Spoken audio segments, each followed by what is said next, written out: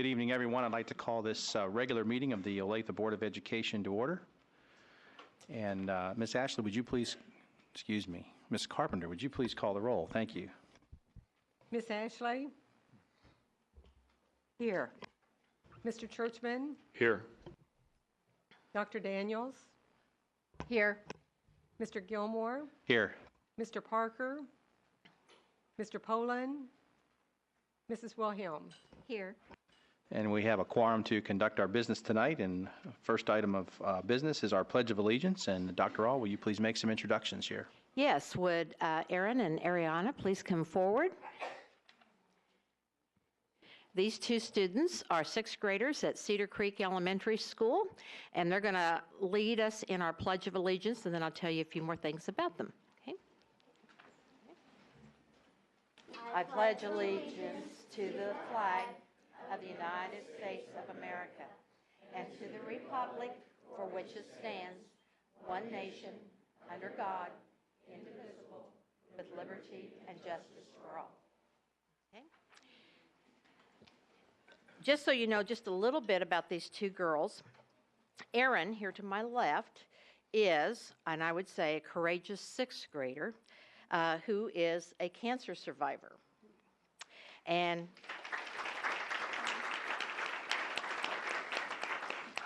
she had to spend a lot of her fifth grade year undergoing chemo and radiation, and is beginning her sixth grade year. And I told her she and I have a little bit in common because I've been through chemo too, lost my hair. I know how that goes, and it takes digging down pretty deep for that courage, and it takes a lot of love and care and support for other people for her, and she's got all of that.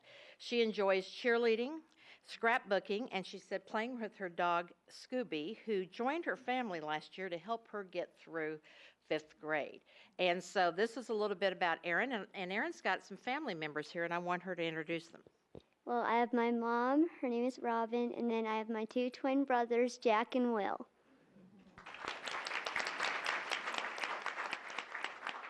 They're in first grade at City. Yes.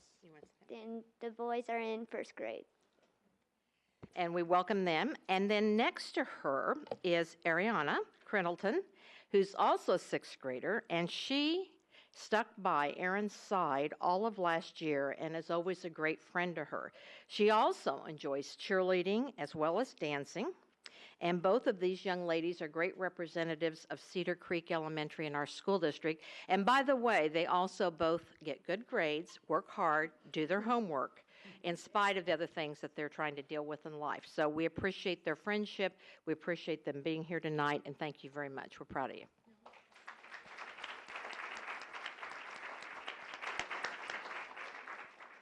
Thank you, ladies, for helping us out tonight with that Pledge of Allegiance. With that, Dr. All will move to the overview of our meeting. We're going to begin tonight with several staff presentations, including a report from Mr. Grollup on our September 20th enrollment report. That's the official count day in the state of Kansas, and so there's some interesting facts and figures he'll share. Dr. George is going to update the board on the reauthorization status of No Child Left Behind, and Bob Courtney is going to give our annual energy report for 2007, which I think you'll find interesting in the ways in which the school district avoids utility costs. Following presentations, there are recognitions and awards this evening for both staff and students. And then at 7 o'clock or thereabouts, we will entertain public comments, as we do at every regularly scheduled board meeting. Following public comments, action agenda occurs. The first of that is the consent agenda, and those are items on matters that the board may approve without detailed discussion that they have had information on prior to the board meeting. Any board member or the superintendent may remove an item for separate discussion as an action item. Following the consent agenda, there are several action items as well. We have take several actions on bids, contracts, and agreements. There will be action tonight on Woodland Elementary boundary goals. We are opening a new elementary school in 2008, and so we'll be beginning the process of working with the community to establish boundaries. Following that, there will be action on a student trip that came in a little bit later, because of some change in plans, and then a representative to the Kansas Association of School Boards Delegate Assembly will be determined tonight, as well as setting a special meeting in September as a study session on budget and finance, getting an early start on our planning and preparation and forecasting as we go forward. Following that, there are future action items, a large number of trips that are coming at this time of the year, extending out through the remainder of the school year, as well as other items that the board president will identify, and a variety of information reports for board awareness. The board will adjourn to executive session tonight, and the board president will identify those reasons at the time that we make the adjournment. Thank you.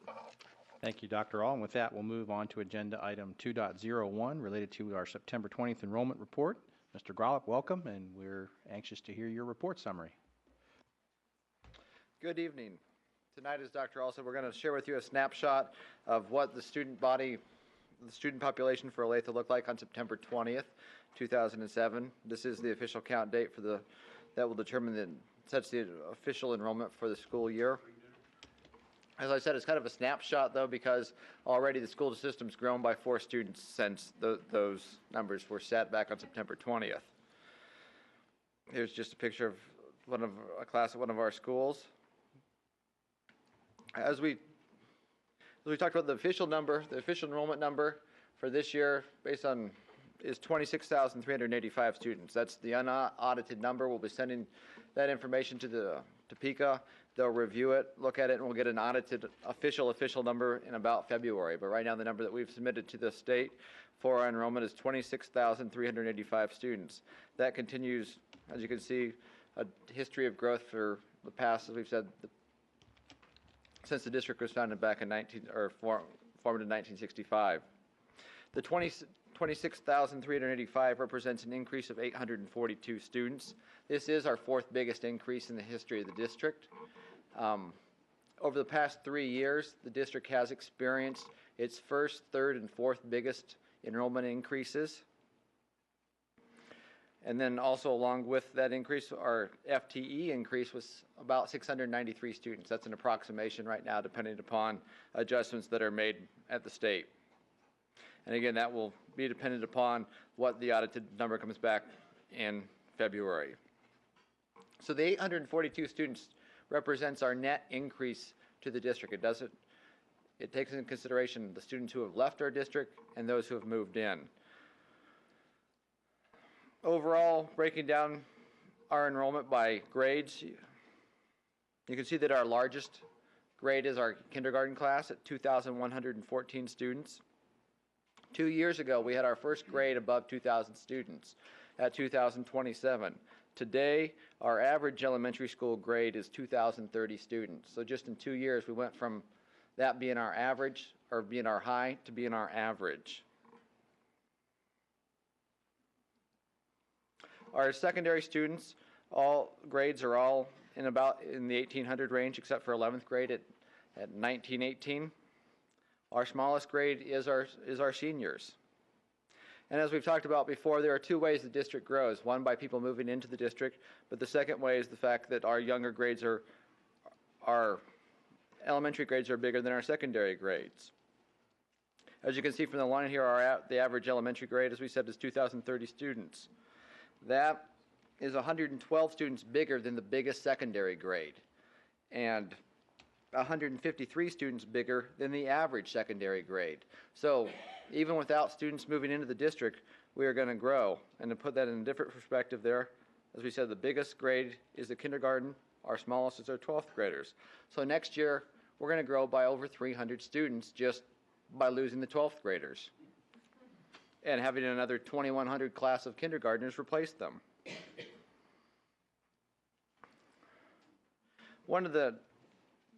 Breaking down the enrollments, we had 796. We broke down the enrollments by grade level, and one of the questions we get to ask is how did our projections go versus what the actual enrollment was? Well, we did okay this year. Our pre-K students, we missed by quite a bit, but that's very difficult to estimate those. They grew by more than expected. Our junior high students, we were off by about 83 students. Junior high, we were getting better. We're down to 9. Senior high, 19. Alternative, we were low by 9. But in conclusion, we were low by 31 students versus what our actual enrollment was for the district. Looking at breaking it down by demographics there, we've got about 950 more males in our district than females. Ethnically wise, we're becoming more diverse. Last year, the Caucasian population in the district was 78.8, and now it's down to 77.8. And so with that decline in Caucasian enrollment, there's an increase in most other minorities. Hispanic enrollment continues to increase. Multiracial is in the second fastest growing category by percentage, as well as Asian Pacific is third. We did actually have two demographic groups that went down from last year to this year in population size. That was Native Americans and African Americans. There was a slight decline in each of those, but still surprisingly a decline. Other things that we look at there is English language learners. Over the past year, we increased by about 134 students. And with the English language program, as you can see, we've got 45 different languages in ELL, and 60 different languages are spoken at home in our district. Kind of to highlight that, the Kansas City Star this past week had an article in the paper about the Sudanese population and the growing presence they are in our community. Another measure the district is also becoming economically diverse as well. The percentage of our students that are qualify for free and reduced lunches rose from 16.7% to 17.1%, an increase of 0.3%. And our range of schools also increased. Last year, our highest school had a percentage of about 69% free and reduced lunch. This year, that same school has a percentage of 73.2% of its students are on free and reduced lunch. As you can see, over the past 8 years, back in 1999, we were under 10% free and reduced lunch. Today, we are over 17%. So, again, not only are we becoming ethnically diverse or racially diverse, but we're also economically becoming more diverse. Special education. There are 3,823 students with IEPs in the district. And out of our total student enrollment, 11.5% of our student body has disabilities. And almost 3% of them are in the gifted programs. One of the things that everybody asks about in terms of our growth is, well, how many new students did you have? This year we had 1,657 new students, not counting kindergartners or pre-K kids.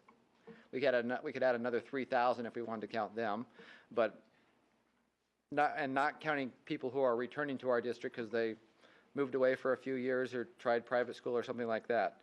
But 1,657 students who never had been in the Olathe schools before. And of that breakdown, again, not surprisingly, most of them are elementary school students. But it was pretty consistent, except for the 12th grade. All of them had, every grade had at least 100 students. First grade had over 200 students. And the other question is, that you get once you hear that number is, where are they all coming from? And students are coming from primarily Kansans moving to Johnson County and moving to the Olathe School District. 42% of our new students were people who moved from inside of Kansas, but outside of Johnson County to Olathe. Our next biggest category, 24, is people moving within Johnson County, moving from another school district to Olathe and going to the Olathe School District. Another thing showing our diversity is that there are 7% of our new students are from foreign countries that last year weren't even in this country, which is leading to, again, us becoming more diverse, kind of a recurring theme here. Out of our new students, only 60% of them are Caucasian versus 78%, 77% of our existing student body. 14% are Hispanic, 12.7% Black, 6.6% multiracial. All these percentages are higher than our current student body percentages. And 10.3% of these students are in special ed. So overall, at the start of this school year, we have the opportunity to impact 26,400 students' lives. Now that's, again, at the start of this school year. By the end of this school year, we estimate that there'll be over 26,700 kids coming to school on a daily basis in the Olathe School District. That will grow by over 300, our enrollment will increase by over 300 students this year. And so it creates a wonderful opportunity for all the staff here at the district to have a wonderful impact on kids' lives. And that's kind of our snapshot of enrollment for this year. Any questions? Great, thank you, Chris. Are any questions for Chris? Let me make one comment more than anything else. Your last slide talked about how we probably will grow another 300 students beyond the September 20th measurement date, and for the benefit of our audience and all those who watch the board meetings, which means we provide services to those students without the associated funding that comes from the state. So as we talk about budget issues and finance, that's one of the challenges that our district has that a lot of other districts in the state do not, is that we continue to grow even after our measurement date for funding. Any other questions or comments? All right, Chris, thank you very much. Great presentation. That moves us on to item 2.02 regarding the reauthorization of No Child Left Behind, and Dr. Gary George is going to make this presentation.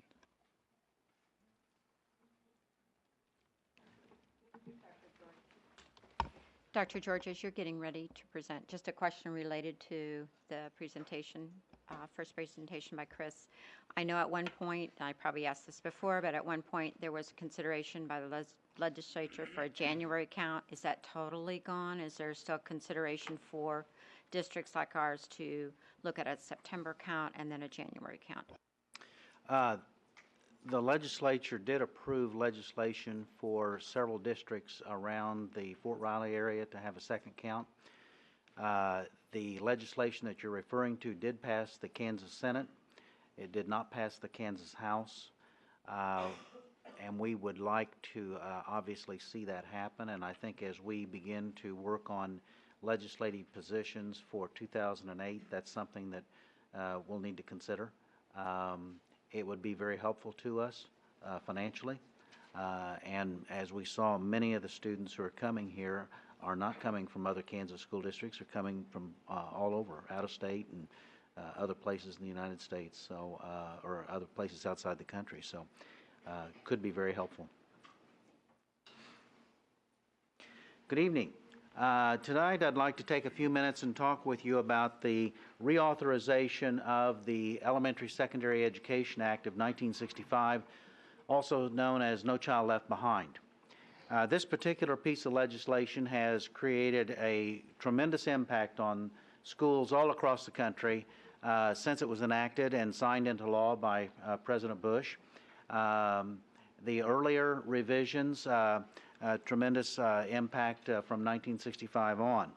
The latest reauthorization in 2001 sets some very ambitious goals of having all students proficient, to have a great deal of testing and reporting, and had a system of sanctions for school districts that did and areas that didn't make adequate yearly progress. I'd like to take a few minutes tonight and talk about where we are in that reauthorization process. This law, like a number of other laws that Congress passes, comes up for reauthorization every 5 to 7 years, and Congress has a chance to go in and change the language in the law and then reauthorize it and move forward.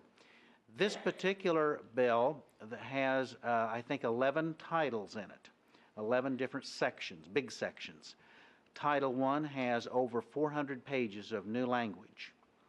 Title II has 240 pages of new language. Titles 3 through 9 have about another 400 pages. So there's well over 1,000 pages of text to go through and begin to look at this. The other challenge that we have as we begin to look at this is they're written by a committee and different people on a committee, and sometimes you know how committees work. What one person does doesn't necessarily align with what another person does, and so when you try to make understand how the reauthorization is coming together, sometimes it's hard to understand how the pieces fit together. One analyst said there are approximately 46 new mandates in this particular piece of legislation that's being looked at. So obviously it has our attention. I'd like to take a few minutes and see if we can't go to the Dr. pieces George, here. I once heard the definition of a committee was a good place for ideas to die and responsibility to hide. I think that may be what we're seeing. Yeah. In 2006, and this is the most recent history, our board adopted both state and federal legislative positions, and in March of this year, we sent a letter to our federal legislators with respect to No Child Left Behind. And we did have a tremendous opportunity in August to meet here in the district with one of Senator Roberts' staffers who is handling education. And we not only were able to meet with her and talk with her, she was able to tour one of our schools. Mary Matthews was able to get her into one of our Title I schools, and so they begin to see just exactly what we're dealing with. On August 30th, some draft language come out on the House side, and this is from Chairman Miller from California. He put out some draft language, not a proposed bill yet, but draft language, and we had to respond very quickly, and we did respond to the committee by September 4th. There's several things. We also sent a letter to Representative Moore, and we met briefly with Representative Moore, and I had several here. It probably should be numerous at this point, phone conversations with our federal legislators about some of the language we have. Some of the concerns that we have in this, it doesn't appear that there's a whole lot of relief for our ELL or special needs students. A lot of the language is very similar to what we've seen in the past. It may be a little bit of improvement. The proposed N size basically gets codified at 30, and there is a way that if you can petition to have it just a little bit more, but it's pretty much going to be 30. It's not based on a % of enrollment, and it's the same 30. The N size is the same for a school building as well as a school district. There's no differentiation between the two. Students in multiple student groups will continue to count against AYP in each of those groups if the student happens to do poorly on the state assessments. Paperwork is going to be a huge part of this bill, and there are some matching fund requirements that are from non-federal sources, so that is a concern. Now, we are grateful that the process is more transparent this time around. Last time we didn't get to see the language until it was in final bill form and basically everybody had agreed to it. At least now we do have some language that we're able to look at and comment on. Interested parties are having an opportunity to comment, and we're sending information and ideas in. There is a limited growth model that has been included, although it looks like it's pretty paper intensive. There is a way, if states develop a plan, to have multiple indicators as part of counting toward AYP, but it's only a portion, and at best it would be about 25% of the AYP part. There is a possibility of a training for substitutes. It's a competitive grant, but it's a demonstration grant to try to raise the expertise of substitutes across the United States so that when they move into a classroom, high levels of learning can continue to take place. Obviously, much more work needs to be done. There will be many amendments. Last I heard is that there are 38 amendments being considered, and it may be greater than that now. I don't know. We're a little concerned that the process may be moving too quickly to carefully consider all of the unintended consequences. We have heard that there could be a bill dropped in the House and assigned a bill number as early as tomorrow. May not happen. The Senate is also working on a piece of legislation very similar. We haven't seen that. Their process has been more closed up to this point, but we have been in regular contact with both the legislative liaisons for education in both Senator Roberts and Senator Brownback's office, and we've been sharing with them the concerns that we have also shared with Representative Moore with respect to the House language, so they know that if they have something similar, how we might be looking upon that. That is pretty much where we are. With that, we have written, we have made phone calls, we have had face-to-face meetings to try to make sure that some of the concerns that were raised in your letter of March have been and continue to be in front of our legislators as they consider this piece of legislation. With that, I'd be happy to respond to any questions you might have. Thank you, Dr. George. Are there any questions or comments? Mr. Poland? Quick question. In your mind, are our requests falling on deaf ears, and what is Representative Moore's position, and is he doing anything to advance our positions?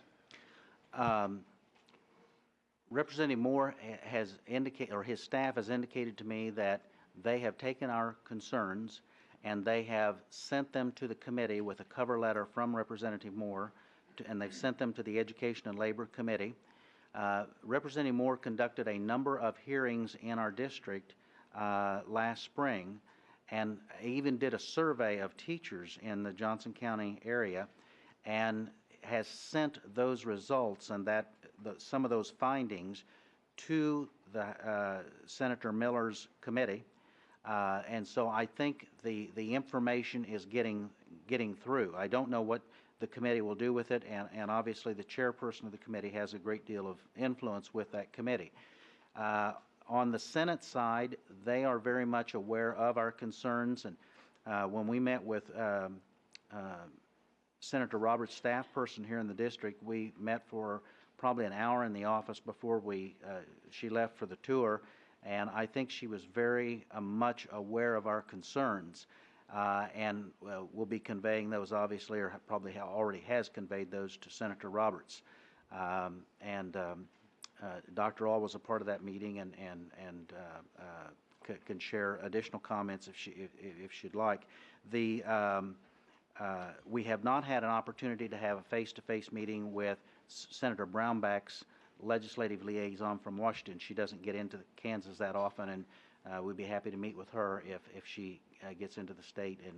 But we have had telephone contact with her. I'm not sure that Senator Brownback supported the bill initially in 2001, and I don't know where he will be on it when they finally get new language to be considered at this time. I just address this to you also, Dr. All. Do you feel like they're advancing our position, or are we just being stonewalled? I think in my conversation with the liaison from Senator Roberts' office, and in my conversations with Representative Moore's office and with Representative Moore, I think there is a growing understanding of the issues, and I think they are advancing it. And I think Representative Moore, obviously as a local representative in our area, spends time in this area as opposed, the senators have the entire state. He spent additional time trying to gain a deeper understanding of what this law is meaning to all the school districts. And so I think the challenge here is that sometimes there's some momentum on things that doesn't really change. So if anything that comes out of this report, as Gary and I have discussed, we're not hopeful that there's going to be a significant change in this legislation.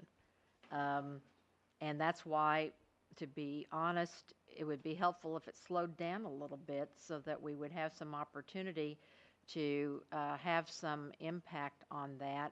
I don't know, Gary, if you want to add anything else, but... Well, there's some thought that if it doesn't pass this fall, it probably won't be passed until after the presidential election, and probably wouldn't come up in 2008. Don't know if that'll happen or not. You hear a lot of things out of Washington. But certainly there were a lot of things that come out of the 2001 legislation that were, we believe, unintended consequences. People said, well, we weren't aware of that when we voted for it, or we didn't realize that, or we expected the funding to be greater, or whatever. And since we feel like we ought to learn some lessons from 2001 and really carefully consider what's being proposed here, and look at those mandates and are they things we can live with, or are they things that we should be making sure that we voice our opposition to if we think that's appropriate. And so slowing it down would probably be in our best interest now, because it gives us a little more time to analyze this thing and also more time to impact our legislators with our concerns. Once again, though, I don't know how fast it will move. Even if a bill does get dropped in the hopper, so to speak, and has a bill number assigned to it, it still has to go through markup. If it gets through markup, then it still has to be put on the calendar for a general vote, and that may take some time. And there are a lot of concerns and a lot of different groups who are weighing in on this particular issue. And I don't know how that's going to shake out in the final analysis.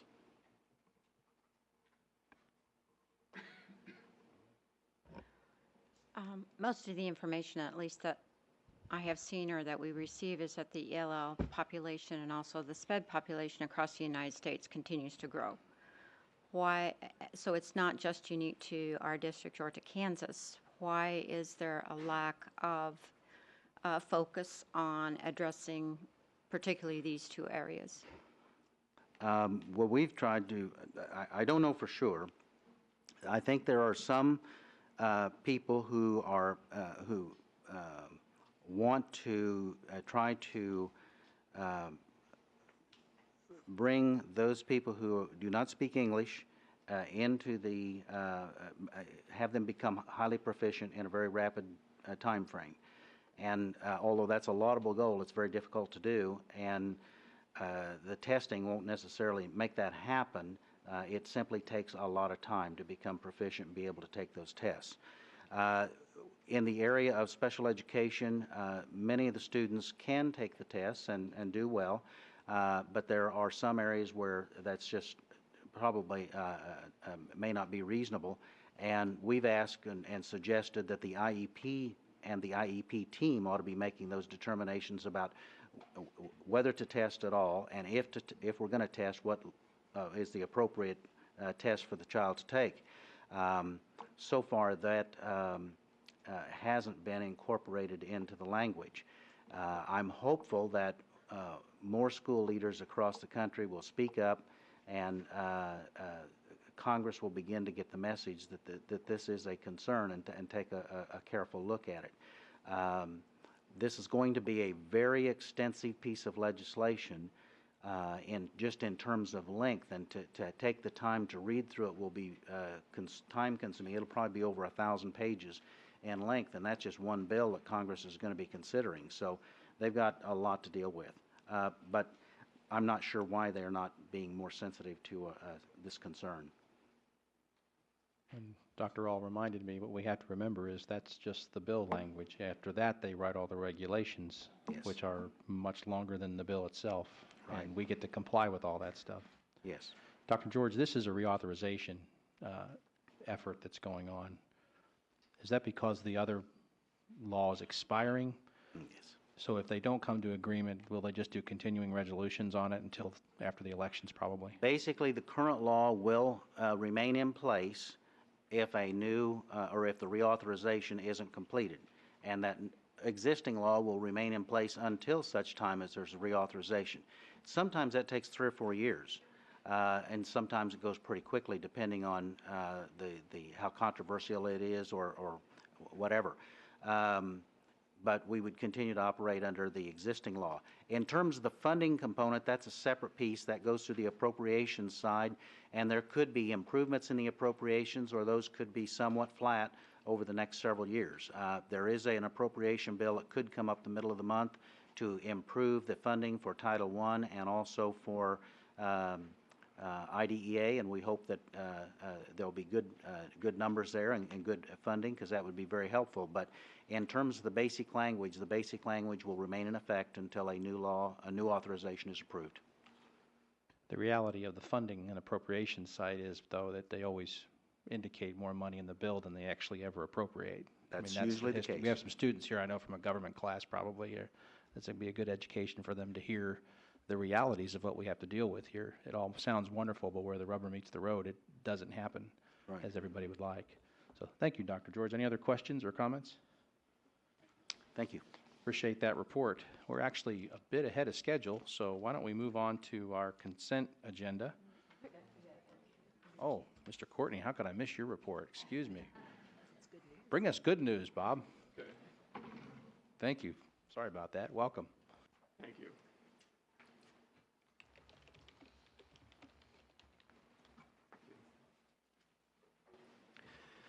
Well, thank you for this opportunity to share with you information about the highly exciting world of utilities. The two reports that are a little bit hard to follow when you start talking about water, gas, and electricity.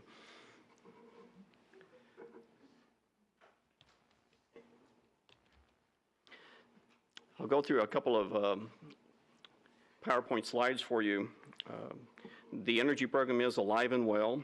We're in our 15th year of this energy program. It started in the summer of '92 at the encouragement of the Board of Education. We entered into this energy program, and it has grown as well as the district. You can see some of the demographics that we'll be showing. Just square footage wise, the school district from the summer of '92 with 2,200,000 square feet has grown to over 4,400,000 square feet. So it's a 97% increase in the size of square footage, and that's all conditioned space. But at the same time, we've been able to really curtail our use of electricity. And electricity makes up the bulk of our utilities, water, gas, and electricity.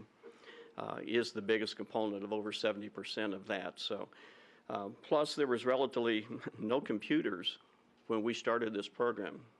And according to Rita Lyon, we're now at about 9,600. Just our electricity bill for computers comes in at around $11,000 a month. So that's, you know, like, it's like buying a car. The cheapest part of buying a car is buying the car. Then it's all the maintenance and stuff you have to do, the insurance and the upkeep and all the rest of that. There's a couple of charts. They're difficult to see because there's a lot of information in them. And I apologize to the people in the back of the room that may not be able to see everything. The solid line at the top there is kind of the growth of our district. The first year of our energy program is when we opened Olathe East High School. That was an all-electric building, 275,000 square feet, that was using more electricity than Baldwin City, Kansas. I'll just wait for that to sink in just a minute there. And yet that dashed line at the bottom is our consumption of electricity. You can see how it dropped. And that's because of the things we did in the first year of the energy program. The contract that we entered in with a company that did my training was really paying off. And it was a guarantee that you'll save enough money with this contract or they'll make up the difference every year. It was a 4-year contract. According to the chart you're looking at, it took 5 years for our consumption of electricity to come back to the same level it was 5 years previously. And I track consumption a little bit more than cost in a lot of areas, because if there's a rate increase, it looks like you're not saving anything. But if you're reducing your consumption consistently, yes, you are doing something, and it shows up. This is the first half of that chart, and you can see how that line goes on up, almost like Chris Gollop's line on enrollment. But we have to, you know, keep building schools. We had 40 buildings when the energy program started, and we now have around 61. That's a tremendous growth in buildings, and we've been able to keep up with it. Currently, with a 97% increase in square footage, our consumption of electricity is up 45%. And the difference between those two numbers, that becomes our savings. That's not money coming in, that's not money going out. And so it becomes a cost avoidance. On the other side, with natural gas, which is the next leading area of expense for utilities, again, we have the same growth. But our, and I'll go back to the same chart again, and natural gas is so weather sensitive, you can see where it's all over. Again, the solid line at the top is the growth of the district in square footage. and the dashed line is our consumption of natural gas. Very, very volatile in the marketplace and with weather. But the bottom line on that one is, as of the end of last school year, our consumption of natural gas is 2% higher than it was 15 years ago, even though we've grown 97% in size. And I'll try to get into some of the areas of why that has occurred. One of the things I do, and it's something I have not reported on before, is I go through all of the utility bills. We're currently getting about 235 a month. So when you're doing your bills at home, be glad. And when they come in, we go through them very thoroughly. Are they on the right rate? Is it reasonable? And I enter all of these into a computer software program. And we track it. I have a 16-year database of utility bills, and the utility companies know that. And so if I raise a question, they know it's a legitimate question. And a lot of times I have more of a history than they keep. Most of them only keep a 3-year history on each of the meters that we have in our district. But as I go through the bills and I find errors, or if I find errors in projects that have been done prior to the energy program starting, you can see some of the savings that we've been able to generate just looking at the bills, or correcting the rates, or asking the utility company if we're on a correct rate. And maintaining that diligence in there has really helped us save additional money. When Mahaffey Elementary School opened, we found it was on the wrong electric rate, and it operated for 13 months at that. And the electric company cut us a check to be able to cover that mistake and put us back on the right rate. Santa Fe Trail Junior High, there was a project that was done over there, and there was an error in the way that it was completed. We brought it to the attention of the company. It had operated that way for 6 years. And we said, wait a minute, you owe us something here for what we paid for you to do and for the lost utilities that we paid for that, and we were able to recoup that money. Chisholm Trail, when it opened, was on the wrong rate, and we brought that to the attention of the gas company. And besides a one-time savings of them correcting that, now every year since then, it's on a correct rate, which is a cheaper rate for the school district. And periodically, at least once a year, we go through and make sure that we're on the right electric rate with the 2 different electric companies that serve our school district. And we deal with 5 different utility companies in our district. Yeah, our total of savings right now is, for just billing errors and project corrections, is over $70,000. We do retrofit projects also. We've done over 100 retrofit projects in the last about 10 years. We did not start off doing those because there was no budget for them. Eventually there was about the 4th or 5th year into the program, and you'll see more about that later on. The 2 years that are on your screen, the 2003-2004 school year, the cost of those projects is $74,000, but it created annual savings of the amount that you see there on the screen. And so some of them are short payback periods, some of them are longer payback periods, but they are paying back. And those start accumulating. 2004, 2005, again, we spent $98,000 on projects, and the annual savings is returning $75,000 each year. And that's ongoing. Of all the projects that we've done, and there's still some that we're not realizing the payback on them yet, but the retrofit projects right now are currently saving us $250,000 a year, cumulative. Mr. Gilmore, I hope this is the information you were looking for with good news. We also participate in transport gas. Most of our gas comes from the local distributing company, LDS, which is Atmos Energy. But we also have the opportunity to go out and buy the natural gas on the open market. We deal with a third-party marketer. They put gas into the pipeline at the wellhead under our name, Atmos takes it out at the city gate, which for our community is out there by California Trail. And so we really receive two bills, one for the transport of gas and the cost of that product to get to Olathe. That's one bill. And then we pay another bill to Atmos to distribute it to each of our meters. The combination of those two bills is cheaper than if we didn't do it at all. And as you can see by the chart, in the 11 years that we've been transporting gas, our savings right now is over $400,000. Last year alone, we saved $85,000. And we're looking at even refining that more for this year, starting actually October 1, there's a big change in that. We're being able to put more of our buildings onto the transport gas system. The last few slides I want to share with you are some of our projects, and to kind of give you an overview of the year that we did it and the kind of project that it was.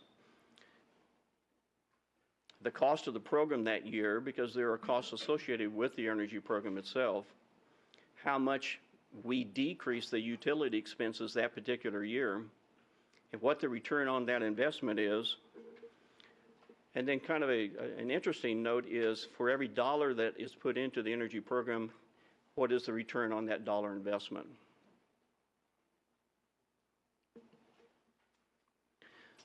The very first year of the energy program, which was the 92-93 school year, that was the contract we had, and the cost of that contract plus the salary of the energy manager, the training seminars that I went to, and different supplies, the cost of all of that was $297,000.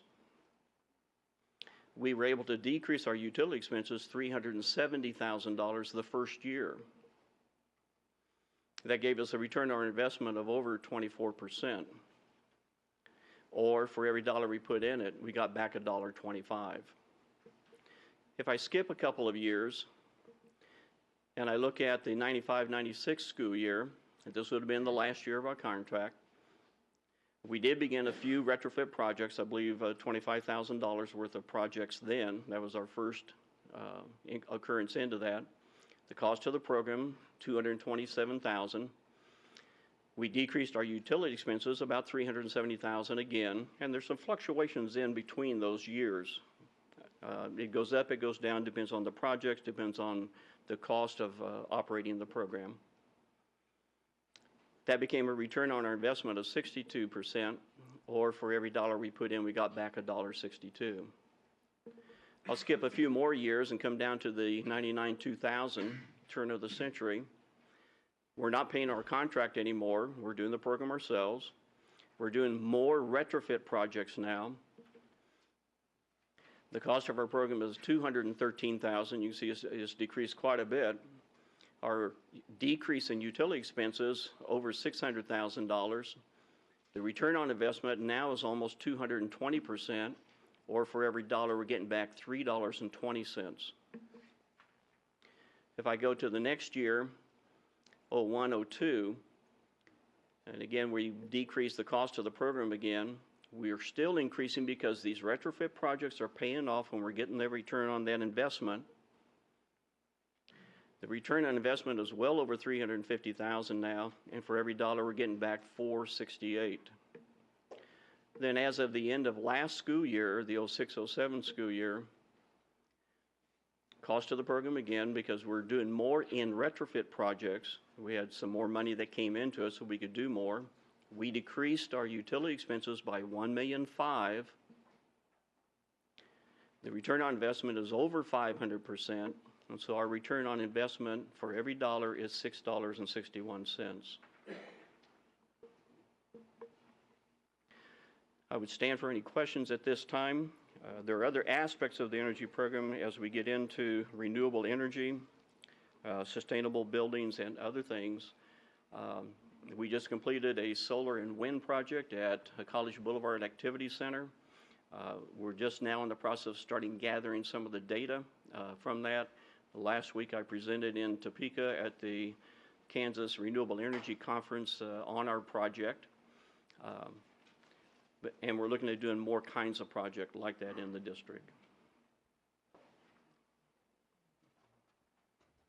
Bob, would you just share with the board and the public that in our current bond, we have additional replacement for energy efficient windows, heating and air, and lighting, which obviously impacts electricity bill. And you came up with a figure of the annual savings based on the capital improvements that would go into some of our existing facilities.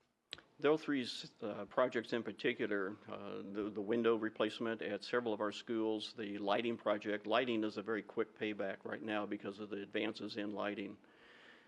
The other projects on HVAC replacement, rooftop units, those have a longer payback period. We're in the middle of a 10-year payback period right now on another project that we started in '98. And once that pays back, that's $40,000 a year. And so some of these bigger projects take longer to pay back. The bond package that includes those projects are going to save considerable. We're talking several hundreds of thousands of dollars on just those projects alone. And we so far have not been able to calculate what the savings are going to be on some of the other projects, on some of the changing the entrances to some of the buildings, because those buildings don't have an airlock entry. And once we put one of those on, that's another cost savings that we haven't been able to calculate yet. But the bond package does have several projects in it that are going to realize the savings to the utility part of the budget. I just wanted to comment that I've frequently been asked in discussions with folks who inquire about the bond issue what kind of energy conservation projects were included in the bond issue. So I also appreciate the information that's in this report, and I don't fail to point that out to people as well when we talk about what's included in the bond issue. I also mention these efforts too, so thank you. And it's been good to work with the design team from the school district as we build our new buildings to make them energy efficient. At the previous board meeting, the 5 buildings that received the Energy Star, Mr. Houghton asked me, what did it cost us to get that award? We did not put anything extra into the building. It was built that way because of the design team and working with Greg to be able to do that. Those buildings qualified. Could you flip back to slide number 3? I hope.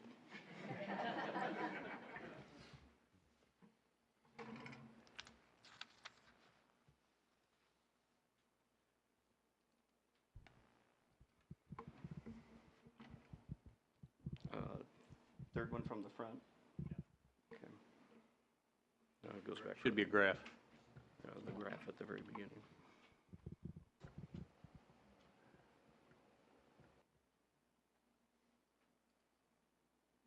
That's it. Was that the one? Just Okay. a quick comment. Looking at the, quote, slope of the line, it looks like all of a sudden now we're pretty much tracking energy consumption with square footage. Yes. So it sounds to me like we've squeezed just about every last dollar we can out of energy savings on the existing buildings, so now anything that we add will just be sort of a direct correlation to square footage? Is that? We have some additional projects to do that have yet to be presented. Okay. And that will affect existing buildings. Okay.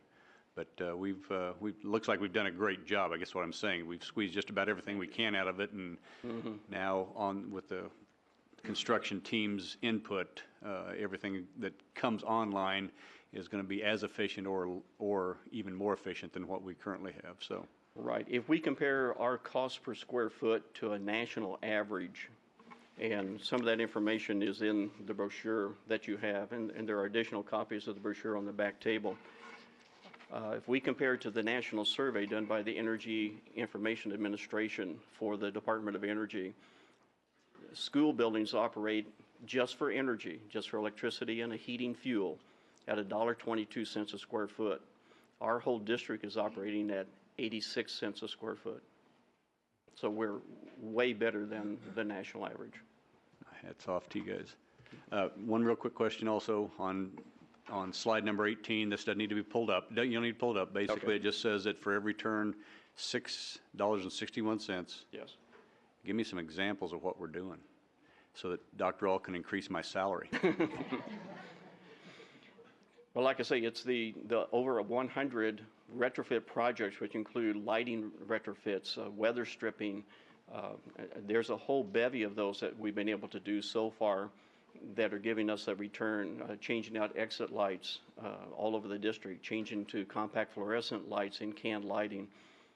And some of that, it's small, but take it times 61 buildings, and it becomes big quick.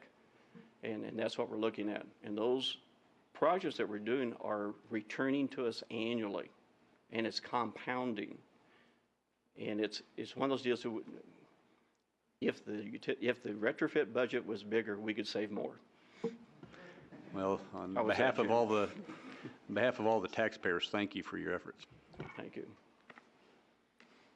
Thank you, Bob. Great report. I always look forward to hearing that report every year because I can never repeat all this stuff from memory, but it's wonderful information and you're doing a great job in saving us some money so we can keep it in the classroom.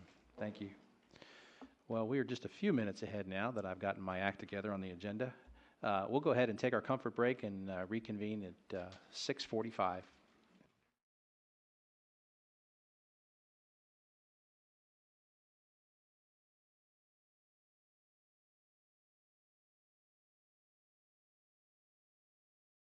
Okay, let's reconvene our meeting. At this point on our agenda, we're going to do recognitions and awards, and we'll turn it over to Laura Lee.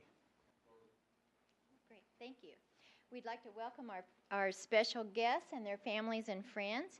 And as I call your name to be recognized, I'm going to ask you to please come forward down the center aisle. We're going to begin with our business partners, and Mr. Jim Smith, our Director of Community Development, will assist with those recognitions. First, we're going to recognize Farmers Insurance Group, represented by Brett Balkenbush, Customer Service Manager. As a new business partner, Farmers Insurance wanted to know how they could really step in and help our students. They quickly picked up on helping to provide school supplies for students, and to make this happen, Brett and a couple of fellow employees planned several fundraisers to buy backpacks for students. Employees paid $5 to wear jeans for a week, and $5 for a pizza lunch, and several Farmers Insurance employees came over to North Lindenwood to help stuff the backpacks, and then Farmers Insurance raised enough money to cover the cost of all backpack requests for the entire year. Brett is the Customer Service Manager in the Help Point Call Center and has been with Farmers for 23 years. He has 3 children attending school at Olathe East and Pioneer Trail, and his wife is a kindergarten teacher at Heatherstone. He's here on behalf of Farmers Insurance to present this big check to the Olathe Public Schools Foundation in the amount of $6,500 for the backpack program. So please welcome Farmers Insurance as a very generous district partner.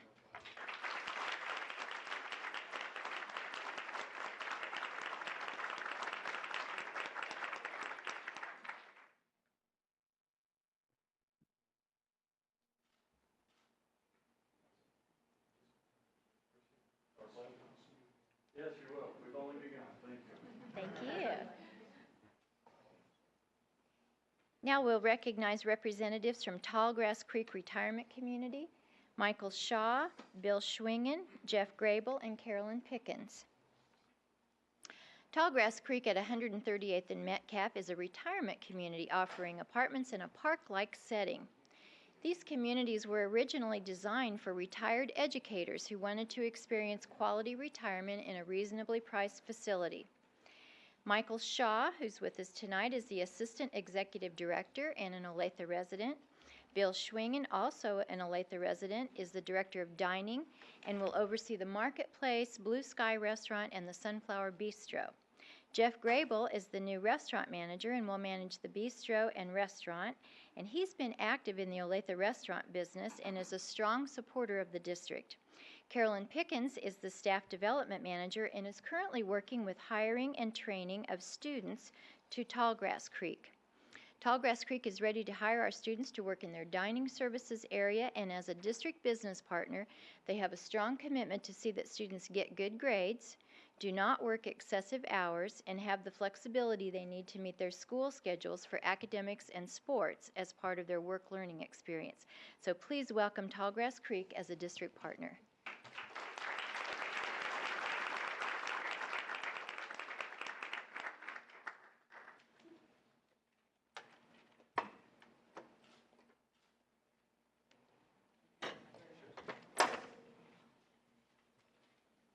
And now we'll recognize McAllister's Deli, represented by Danny Cruz. Danny came here from a long day of work, and he has to go back to work when he leaves here. He said he'd actually rather stay at the board meeting.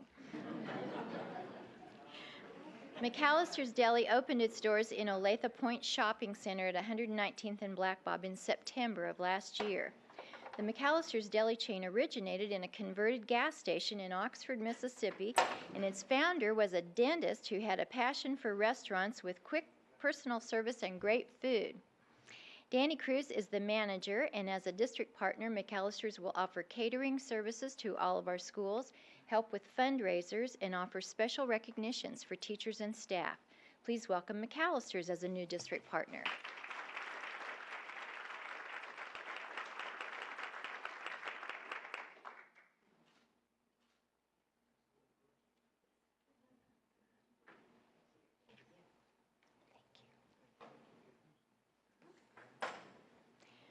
Our next recognition is for a student from Olathe East, Fiang Sun, with his principal, Dr. Tom Berry. Fiang is a senior at Olathe East High School. He's president of the school's National Honor Society. He placed 8th in the National Student Congress debate this summer, and he's involved in debate, math club, youth services, science olympiad, scholars bowl, TSA, President's Council, and academic decathlon. Tom says that he really likes to learn, and he's always interested in new things. Fiang recently learned that he was one of 4 students in the state to score a perfect 36 on the ACT test.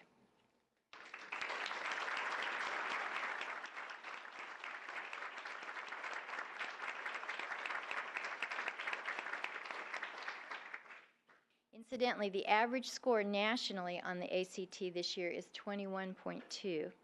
Fiang is the 4th Olathe East student in 3.5 years to do this. So congratulations to Fiang on this outstanding achievement.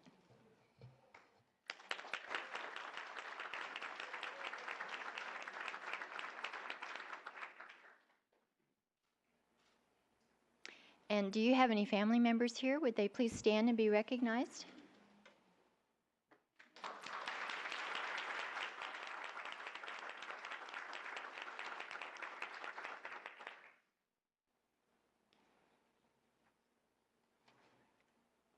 We're asking Tom to stay up here because we have another recognition that he's involved in for Marta Jardin, Olathe East High School nurse. And we'll also ask Cindy Gailmore, District Director of Health Services, to come forward. Marta has been a nurse at Olathe East High School for several years. She's also been an intensive care nurse at Research Medical Center and a critical care nursing care educator. Last year, you may remember, she was named School Nurse of the Year by Children's Mercy Hospitals and Clinics. This year, she has been named Kansas School Nurse of the Year by the Kansas School Nurse Association. The award recognizes the importance of assessment, prevention, health education, early intervention, case management, and collaboration. And in the nomination that Cindy sent me, there were pages and pages of Marta's achievements. Marta gives all the credit to her collaborative environment that she works with, the other nurse educators, Cindy's mentoring and support, and the great support she gets from her principal. Congratulations to Marta.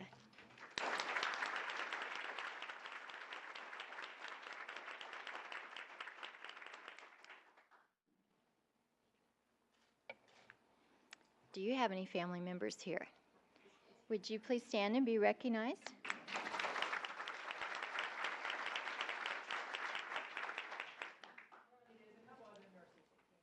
We would like the other nurses to stand too, please.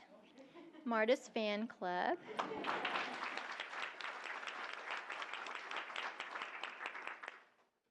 And Marta will now compete against others across the United States for National School Nurse of the Year, so good luck.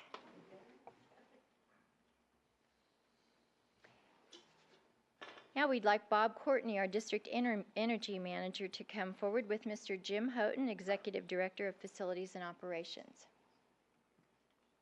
Bob's already given you quite a report on the energy program. I'm going to just recap a little and add a couple of facts that he didn't have time to mention in his report. The district's energy management program began 15 years ago, at which time Bob was asked to become educated and trained to manage this complex efficiency project. Since that time, the district's utility using space has doubled from 2 million to more than 4 million square feet. At the same time, electrical consumption has only increased 45%, and as he told you, natural gas consumption has increased by only 2%. That's the equivalent of removing 39,000 cars from the road or planting 81,000 acres of trees. That's also a savings of $13.1 million in decreased utility costs compared to the baseline school year. And that's enough to pay 19 teachers an average of $45,500 a year for 15 years. The energy program includes random building audits, detailed tracking of energy consumption, retrofit upgrades, efficient design of new buildings, as he told you, checking accuracy of utility bills, and educating students and staff. And another thing I don't think he had time to talk about was researching renewable energy applications, including solar and wind energy, which he's been involved with. Recently, 5 schools in the district received the Energy Star Award from the EPA, and on September 25th, Mr. Courtney and Dr. All were in Topeka to receive the first ever Governor's Energy Efficiency Recognition during the 2007 Kansas Renewable Energy and Energy Efficiency Conference. This honor recognizes the district's long-term energy program, and Olathe was the only school district to receive this recognition. Bob was also a guest presenter during the 2-day conference, and that's the 3rd time he's been invited to speak to the group. Jim Houghton says that his only complaint about Bob is that he's too modest and doesn't tell the rest of us enough about what he's doing. Please join me in recognizing Bob for his very meaningful contributions to the district.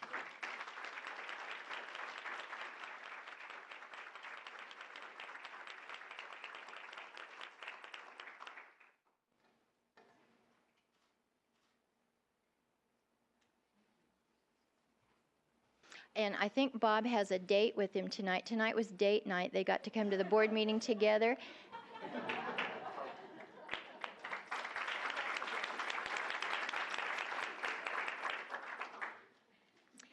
And now we'd like to recognize people from technology and communications. Not all of them could be here tonight, but those we are recognizing are Kevin Roper, Brandon Lean, and Grant Sperling from the Technology Department, and Marlene Colgan and Nicole Asquith from the Communications Department. Kevin and Marlene are here representing the team. Others had family commitments, but are with us in spirit and deserving of recognition. Kevin and Marlene spearheaded the efforts of this team to research, survey, conduct focus groups, and redesign and restructure the district's website, and then move more than 1,000 pages of information to the new site, which launched a year ago. The site was recently named a 2007 Best of the Web Award recipient by the Center for Digital Education. The center evaluated K-12, higher education, state, and local websites on their innovation, web-based delivery of public services, efficiency, economy, and functionality. The center vice president, Marina Light, said that this year's entries showed remarkable innovation. The goal of the district's website is to provide timely, accurate information to school district stakeholders, and usability and accessibility were 2 of the team's primary concerns with the redesign. Congratulations to a high-functioning team.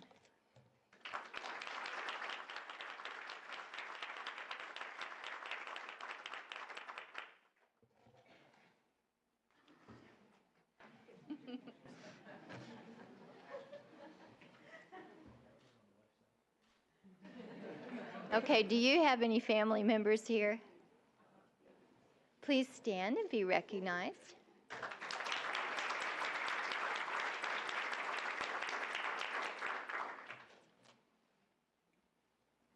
Well, our thanks and congratulations to all of our award recipients and those who've been recognized tonight.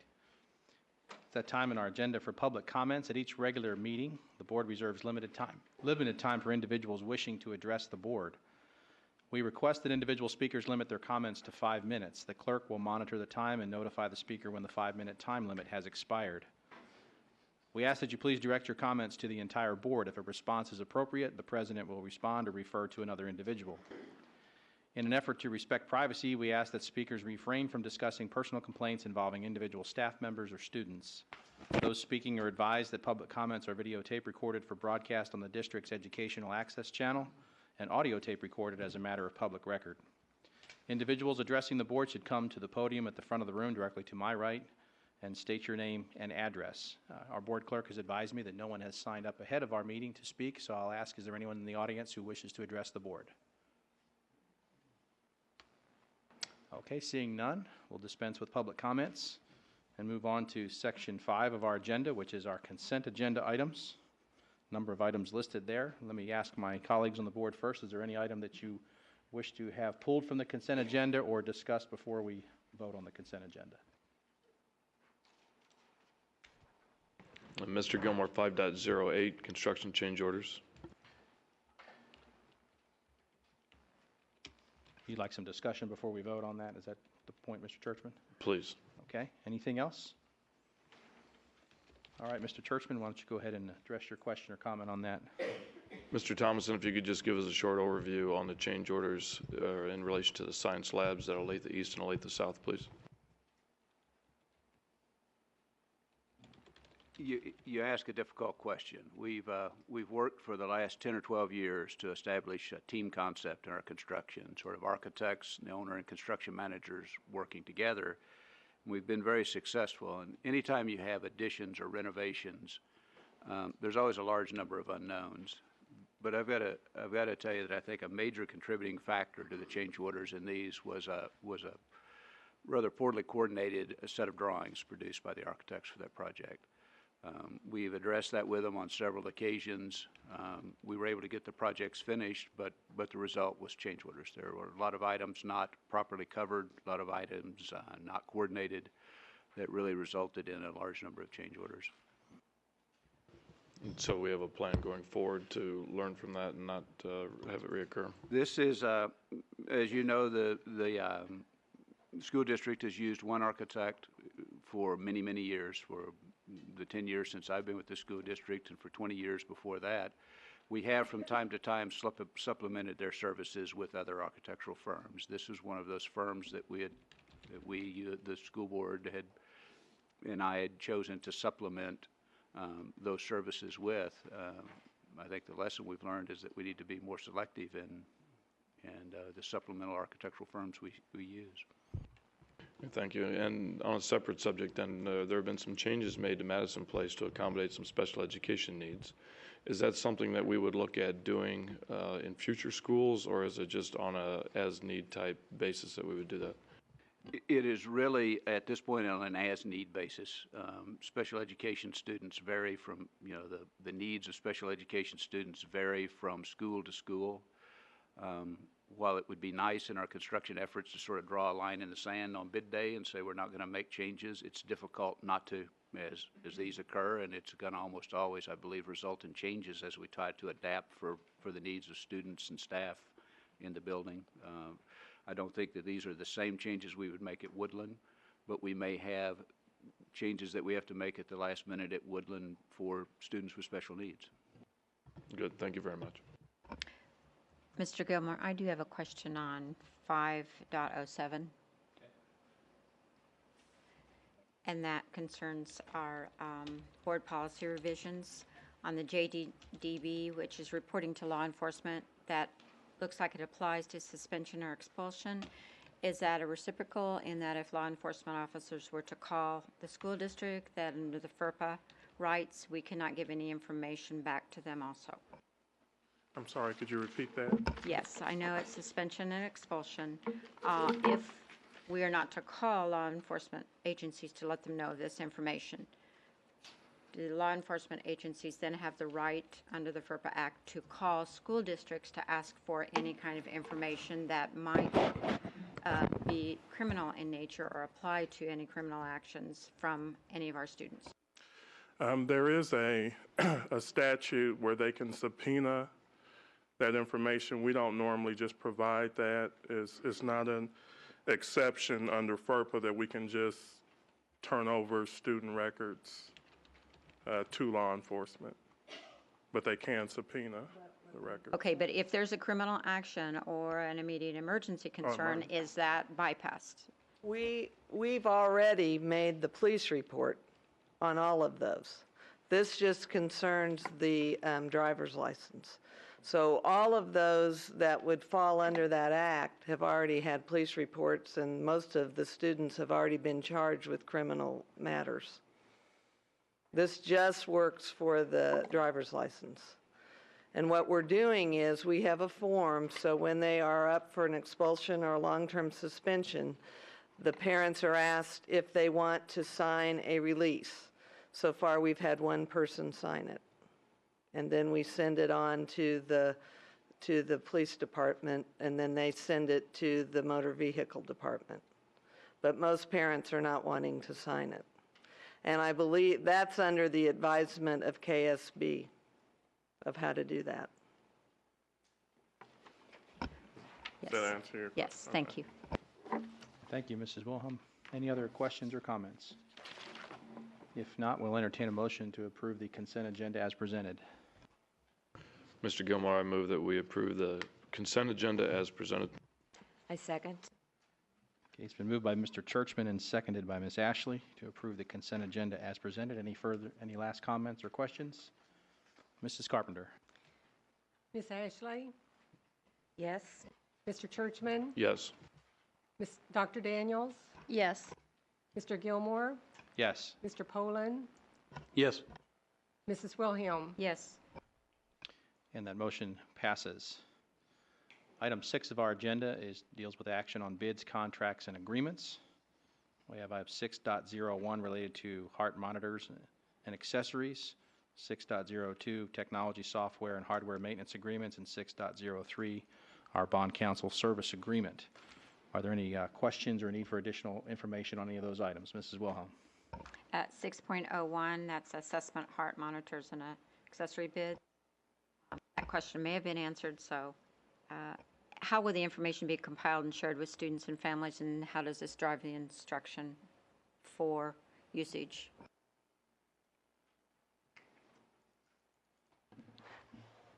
I'm assuming I would be more than happy to answer that question, but I think it'd be very pertinent to have our coordinator for physical education and health, who is here this evening with us, come to the microphone and have an opportunity maybe to answer that question, Mrs. Wilhelm. I'm very pleased with the work that Mr. Bingesser and Brad Bingesser, our half-time coordinator of physical education and health, is really trying to move our physical education into the world of wellness, and using technology is an important tool. So if you might repeat the question again, and then I think Mr. Bingesser would be happy to answer that. Good evening, Brad. Hello. My question is, how will the information be compiled and shared with students and families, and how does this drive the instruction that will take place with the departments? Well, currently, right now, we're, before I took this position, the Nutrition and Wellness Committee, one of the initiatives was to do pre- and post-testing within our classrooms, and we do that once fall and once in the spring. As you watch a person go through the physical fitness testing, for example, cardiovascular health, fitness, you can watch a person run around the track and you can give them a test score, but you really don't know if they're in their target heart rate zone. Okay, so you could have a student that's running, for example, a mile run is a test that we do. The student may go out to the track and run the mile, and you put down their test score. But really, we're not educating that student on cardiovascular fitness. The heart rate monitors and the technology that we're proposing is going to better support our PE staff when it comes to moving forward with that initiative, and to motivate our students, especially those that are sometimes holding back or falling through the cracks because of maybe the perception that they're not working as hard as some of the other students that are capable of getting faster scores or doing more push-ups or more sit-ups. One thing this technology will allow us to do is to, for example, a teacher will be able to take the handheld companions out to the field or to the court or wherever they're doing that testing. They can, through the handheld companion, they can incorporate those fitness scores into the companion, and then using an interface, they can go to their office computer or their laptop and beam those scores into their computer. What that allows now is for them with the software that's provided, which is PE Manager and TriFit Fitness software, it allows for those teachers to print out instant feedback reports to our students. It also allows them to print out graphs, charts, and feedback for parents that they can either give to them during parent-teacher conferences or give to the students or send those home to the parents.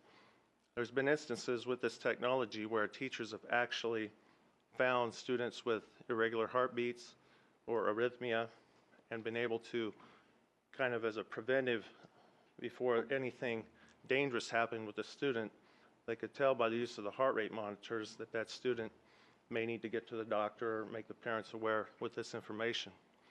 What we're trying to do, our goal is to educate our students when they graduate to have education in heart health and cardiovascular fitness. And we feel like these heart rate monitors from Polar that we've researched have been, it's well documented, they've been used throughout the nation. And we visited some of our staff have visited a couple of school districts in the nation and also in Kansas that have incorporated the use of this technology, and it's been very successful. And I don't know if I answered your question. You definitely did. Okay. Yes, All right. very well. Particularly of interest in when you discovered, I wasn't sure what step you took, if you found that a student, much like we do academically when we find someone at risk. Now we're talking about health, so my concern was, do we address children or students that might have health risks? One of our concerns, whether a proponent or not of fitness testing, is the fact that what are we going to do with the assessments when we get them done? How are we going to use those? And our goal would be to, much like our academic scores, we would be able to take those scores that the students have as elementary students, move them along with them through the school district onto junior high and onto the high school. And so that teacher, when they come in, those teachers will have access to those scores and they don't have to start all over again. They can continue with that student's fitness assessment, set goals for those kids, and continue to work towards educating them towards cardiovascular fitness and other areas of fitness. That was a great spur of the moment report back to us. Thank you. Thank you. Hey, Brad, real quick. Yes. I'm sure it's been told, we've been told somewhere, but what age groups will this technology be made available to? We're going to incorporate it, if approved, through all secondary schools, and then we're going to start with 8 elementary schools as a pilot program. The constraint right now with elementary is that most of the teachers see their students 2 times a week. So we want to see how we can incorporate the technology at the elementary level before moving on full scale with that. Our students right now at the elementary level are tested. Physical fitness assessments are done with 4th, 5th, and 6th graders. And then they're tested throughout junior high, 7th and 8th grade PE, and then again in sophomore PE. Brad, I just wanted to make a comment. In my previous tenure on the board, I was on the Nutrition and Wellness Committee in its infancy when we were talking just about items in the vending machines and snacks in grade school. And I attended my first meeting last week and am extremely impressed with the science that is going into this committee. Well done job. I'm extremely pleased and happy to be a part of that committee.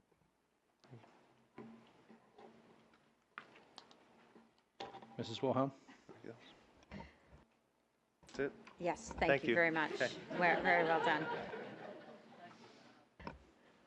I have a question on 6.02, if I could, please. And that, you can stay seated, Rita. It's just a quick question, and that is, on some of the report outs, on some of them it doesn't show the original investment. On some it shows that report out, on some it does not. Just a question as, do we not have information on some of that? I was just curious. The reason there isn't any amount there is because there really wasn't an original investment. It's a service, a provider of the service. For example, Microsoft Office licensing. Microsoft licensing would be a perfect example. There isn't an original investment there because that's an annual yearly fee that we pay for that, and you'll see several of those like that. That makes sense. Thank you. Rita, I had a couple of questions which you were kind enough to answer by email, but if you could just give me a little bit more explanation on the one item where it was the technology budget, where for consultation. Sure. We oftentimes have to go outside our own technology staff for expertise in perhaps custom programming, consultants on a specific project that really requires an outside source with more expertise than possibly we have on staff. We sometimes hire in additional people or a person to do project management. For example, we've been under study for quite some time on a new professional development and tracking system, and there was some outside expense to have someone come in and really study what our needs are and help us get that RFP out. And so we factor in a specific amount, not to exceed that amount in a year. Sometimes we're coming very close to that. Some years we may not have as much expense as anticipated. But there's oftentimes that we need more expertise than maybe we have on staff. Thank you very much. Any further questions or comments of any of those three items? If not, we'll entertain a motion for their approval. Mr. Gilmore, I move to approve bids, contracts, agreements as listed. Second. It's been moved by Mr. Churchman, seconded by Mr. Poland. Any further discussion? Mrs. Carpenter. Mr. Churchman, Yes. Dr. Daniels, Yes. Mr. Gilmore, Yes. Mr. Parker. Oh, sorry, Mr. Poland, Yes. Mrs. Wilhelm, Yes. Miss Ashley. Yes. And that motion passes. Agenda item 7 deals with other action items that we'll consider individually. 7.01 is related to Woodland Elementary boundary goals. And Dr. All, would you like to make some introductory remarks about this item? Yes. Or do you have someone coming? Oh, Chris is going to come. Okay. Yeah, Chris is coming forward, but I would just indicate that as we are planning to open Woodland Elementary School in the fall of 2008, we typically begin our process for looking at potential boundary options in the fall. And this is sort of an annual event for us because we typically open a school every year. And it does involve students and parents, having to sometimes make changes in that. And so we're initiating that. And one of the things we're asking for tonight is just sort of a common understanding of the goals that we would be trying to achieve as we go forward with the boundary process. This is hopefully enough to direct and guide staff as they're working with the community, but at the same time, not limiting the board in its ability to make decisions as staff brings back input from parents and other staff members as it relates to what are going to be alternatives or options that would best prepare us for opening that school. So it's the boundary goal piece here that I think we're just hoping to get some board direction on as we begin to initiate this process. Chris will keep all of us posted on any community meetings and communications as we're going forward. Dr. Berry, Dr. Banikowski, Laura Lee Baker, Nancy Keith, and others, and Mr. Houghton sit on a boundary study committee, and so they work collaboratively together to help guide these processes through. Dr. All, can you just briefly touch upon the timeline associated with this, please? I'm going to have Chris respond to the timeline because I want to make sure that we're in sync on this. Right now, we're working with the principals to begin setting up public meetings that would take place at the end of October, beginning of November, to begin getting public input. And our hope is that at the December board meeting, we can come back with that public input to the board and do a presentation on that and have boundaries approved in the early part of 2008, January or February. Mr. Gallup, in the past, we've given you a tough goal to take a look at of doing these reviews by neighborhood versus having multiple neighborhoods in the same review session. So I'd be interested in knowing your thoughts on our ability to achieve that. We discussed that and looked at doing that. We felt, the boundary study group did, and basically we feel it's important to have all the neighborhoods together, to hear the information and to work together to try to reach a cooperative agreement on boundaries. If we were to do it neighborhood by neighborhood, there would be a lot of, so this neighborhood's getting their way, or you like that neighborhood better. And we feel that really the best way to do it is to do it as openly and as inclusively as possible, and that would be having all the neighborhoods together at once.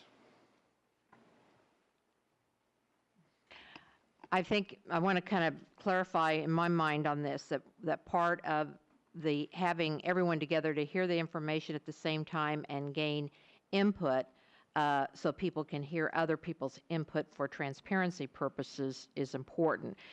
My sense of what the board was asking for was not to put people in a position where one neighborhood is having to compete with another to reach consensus if in fact that's not an obvious kind of thing. I think that's, am I stating that correctly? Yeah, absolutely. It's when we start to come down to looking at the various options that start to seemingly pit one neighborhood against another. I know that's not our intent, but as we went through Madison Place, that was part of the overwhelming feedback, was that neighborhoods felt that way.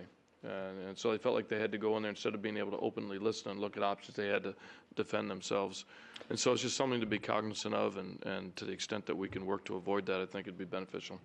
I think we have, you know, a sense of that. It's not an easy situation to come up with options or solutions that we can get everybody to agree to.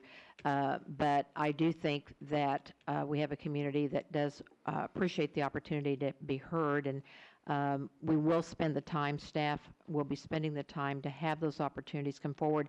The other thing that's important in this process is our school principals, and I know that Chris, the boundary study team, and working with those individual principals are also emphasizing how important it is to have, on this particular topic, good representation of ideas within their school community. Sometimes inadvertently a site council might have people that are more or less affected by potential options, and so making sure that if it's getting site council input, that it's really balancing the needs of the community that's there. So I think there were some lessons learned from last year's process. I can't promise that there are not going to be people who have concerns about any of the options that might be presented. That's where it becomes a tough decision on the board's part towards the end. But we'll try to bring you the best information that we can, get as much input as we can from community members, and just for the public's awareness, in addition to individual meetings that are face-to-face, I think we've done a very good job with our website of keeping the public very informed about what happens at each of those sessions, taking an opportunity to look at options that are being presented out there. We got a lot of input and hits through our website last year as we worked with Madison Place. It was an interesting phenomena that how much our parents used that website when it related to a boundary topic. And but that was good for us to know that that's a good way to communicate with our community going forward. Yeah, I think no matter how you do this, it's going to be challenging. So I appreciate you and staff and the team taking that feedback and working to incorporate that the best you can, and just continue to advance. So I thank you for that. I'd like your my colleagues' feedback on there's a sixth possible goal that's noted in our materials that relates to minimizing the splitting of subdivisions. And I also want to comment for the benefit of the audience and the patrons of the district, especially those affected in this area, these are pretty general goals that we're trying to work with here. This is always a fluid situation, and nothing is hard and fast, and we have to balance all these needs as we try to pursue the correct boundaries here. So I want everybody to keep that in mind as we move forward. But and Dr. All, you can comment on this as well. Do we want to state that sixth goal as part of this, or do we want to kind of just leave that understood and not necessarily make it explicit in the written goals? Well, I think stating it is helpful, particularly with the word minimize, because I think that's the important piece for people not to interpret that as it's a hard and fast rule. But I'm certainly supportive of saying that our goal is to try and minimize splitting of subdivisions. I just want to be clear on that because it's listed as a possible goal here, not a recommended goal necessarily, and I want to make sure we have consensus before we take action on it. Mr. Chairman, if I may, the reason why it's listed as a possible goal, minimizing splitting of subdivisions, we definitely agree, the boundary study group, that those subdivisions efforts should be made not to split them. But in this case, too, it's looking like if there are just two schools involved in this boundary process, there will have to be subdivision split. So really, if we're going to include that goal of minimizing subdivisions, that will probably involve bringing in a third or a fourth school into this boundary process. Going along with that, if you're looking at the boundaries of all the schools affected, it just doesn't look logical to me to not consider Meadow Lane, or I'm sorry, Mahaffey and Northview. I think they need to be pulled into the consideration just because there's some little pieces there that make logical sense that in the long term it might be of better interest to make a move now. Chris, you want to make any comments related to just your numbers and sort of the implications of that? If Mahaffey, the two schools that we're talking about there, the two schools that will definitely be affected by this boundary change are Meadow Lane Elementary and Washington Elementary. The two possible schools that we're referring to is Northview and Mahaffey. Both of those schools have enrollment levels that, if they were brought into this change,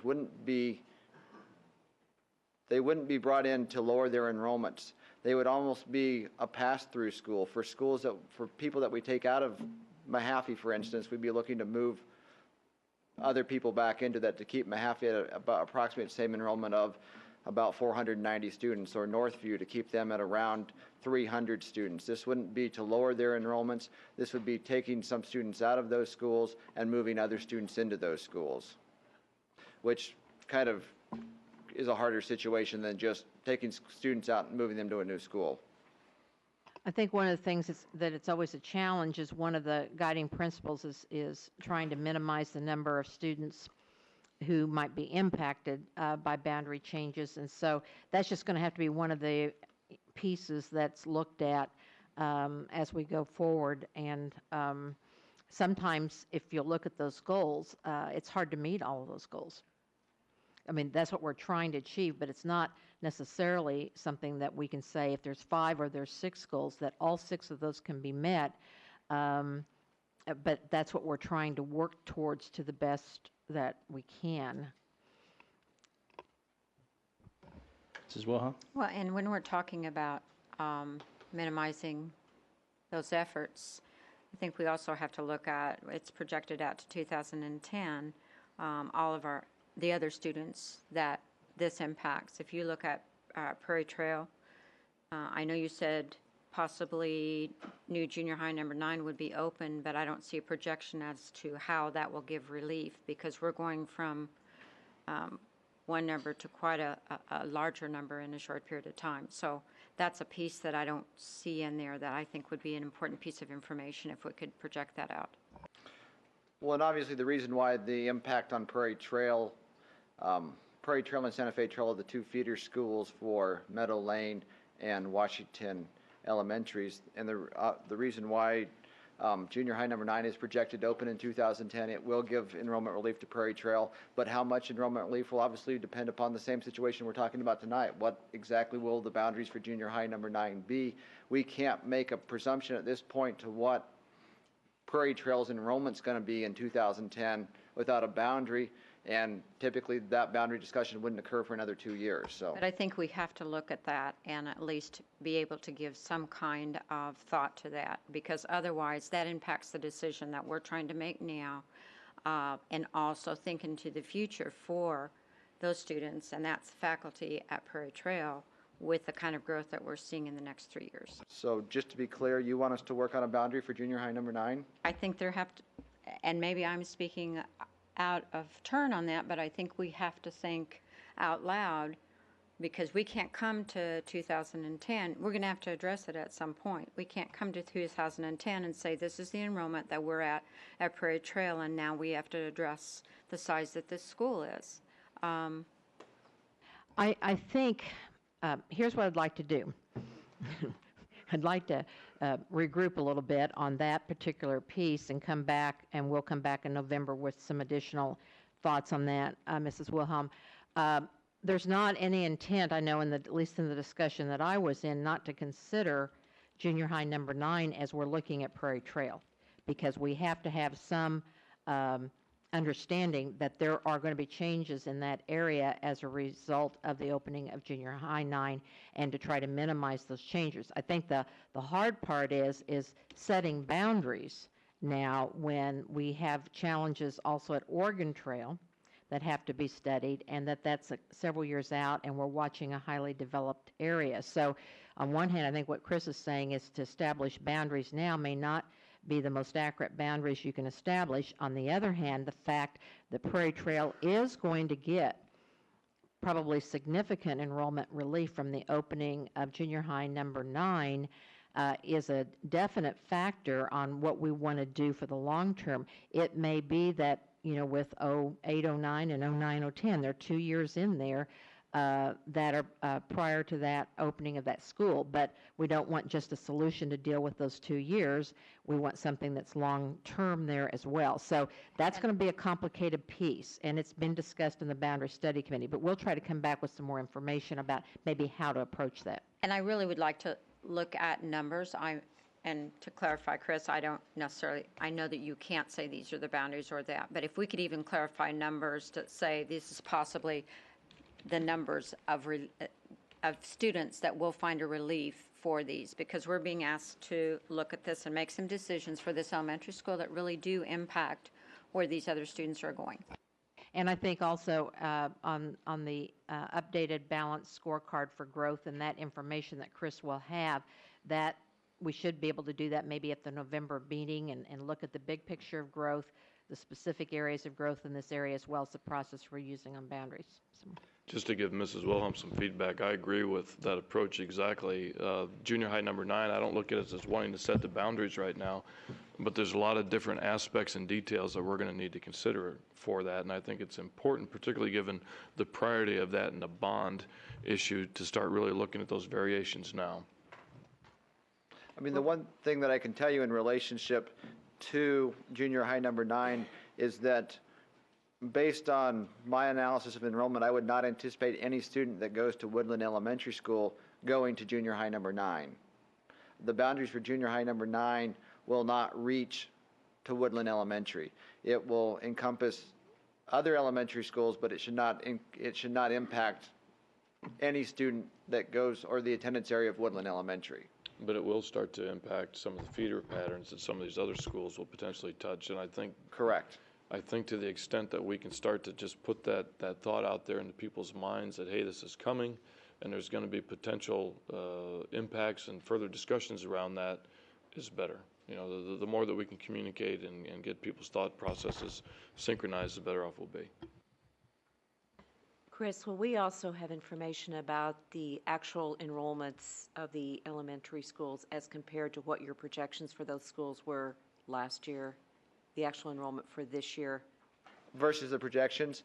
We can definitely get you that. We can send that to Dr. All there. We do a weekly enrollment by school by grade, and on the September 20th report for that, it did have what the enrollment was on September 20th, as well as what our projection was for that school on September 20th, as well as then the difference between those two. by school. And we can send you that for this year, or we can go back a couple of years and send you that as well. Well, I would think it would be helpful to have what you have here, 05, 06, and then 07. I assume we're looking at a projection here for 07 and not the actual 07 enrollment. Or am I making a The false 07 assumption? enrollment is Is this the actual number is the here? 26,385. That is our, Excuse me, I didn't clarify my statement. In looking at the elementary schools that are in this presentation, we're talking about Meadow Lane, Washington, Mahaffey, and Northview. The 07 numbers that we have on here, are those actual numbers for Yes. those schools? Okay. those we- are, if we could those are their September 20th counts. Okay. If we might be able to see then what you had projected, just to give us some indication of the trend and if we're on target with what we thought the trend would be. Okay. I know we've had growth, but what I'm getting to is I'm trying to determine where that growth is. And Sure. And to further build on Ms. Ashley's point, that's really what the district scorecard book is supposed to be giving us. And if I understand, Dr. All, we should be getting that in the November timeframe, which will give us exactly that information. Correct. Right now, in terms of that book, we've got almost all the elementary school information updated. We should have that early next week, and then working on junior highs. And so we should be able to actually give you the notebook at the special board meeting on the 16th and have a discussion of it then at the November board meeting. And just real quick, once again, the capacity of Woodland will be same as Madison Place, about what, 600? My understanding is the same school that we built at Madison Place. So we would ideally like to operate at about a little under 600. It could go up to 650 on a short-term basis. We have to start converting other spaces if we go above the 600 mark. It would, depends on how many special ed programs and other things like that are at the school. Possibly. All right, if there's no further comments, we need to take action on this item, knowing that we're going to further address the junior high issue that Dr. All will bring back later. did we make a decision about the sixth goal and how we wanted to handle that possibility? I thought you would answer that with your motion, Ms. Ashley.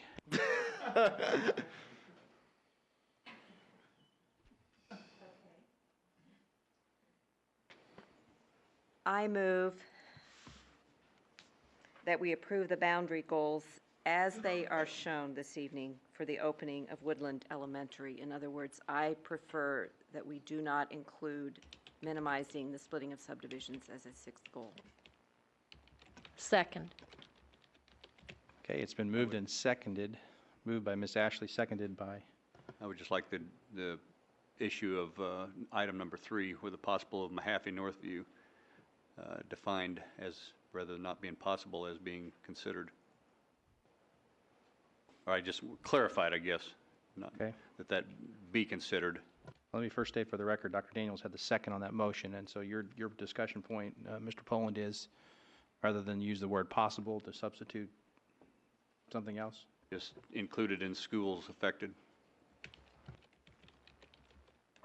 I think that it is already included in there because, at least in my interpretation, it says schools affected, and then in one category probable, the other possible, but they're all included under that category. Is that satisfactory, Mike? I guess I would prefer that it just be included in the list of schools affected probable.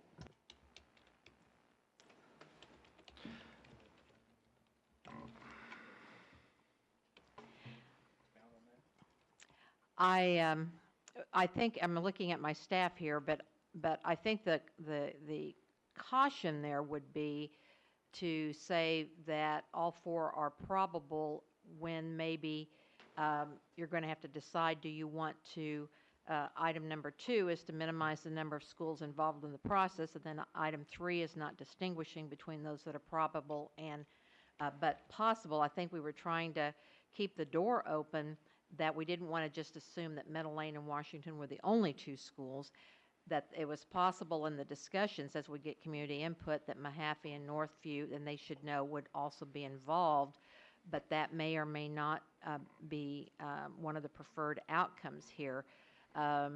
If it's probable, that's saying that we're we're going forward to try to involve 4 schools, and I don't know that that's been settled here yet.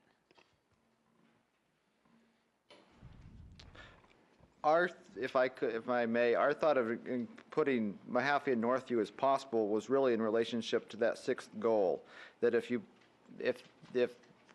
the board chose to have minimized subdivisions as a 6th goal, as we stated, we would need to bring in another school, either Mahaffey, Northview, or both of them into that category. By not having that as a goal, as Ms. Ashley's motion was stated, our thought process previously would have been not to include those schools at all in the process, not to have any public meetings at those schools, and just to have the process deal with Washington and Meadow Lane.